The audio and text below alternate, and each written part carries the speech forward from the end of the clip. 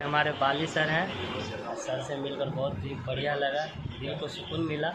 और मैं सर के पास आया तो सर काफ़ी बातें मुझे बताएं कि बेटा आप यहाँ पे रहो तो काम मिलेगा, मैं बुलाऊंगा, क्योंकि दूर से रहने से मैं पहुँच नहीं पाऊँगा टाइम पे। तो सर से मिलकर मुझे बहुत अच्छा लगा। Sir thank you.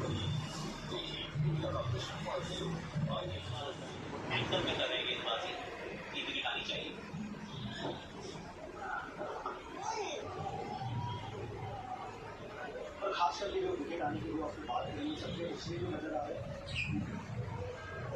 वहाँ से ध्यान लग रहा है, बीस का बहुत अच्छी वेरिएशन कर रहे हो, इस साइड से जो बीस तो नीचे जा रही है, उतना बाउंसिंग का वो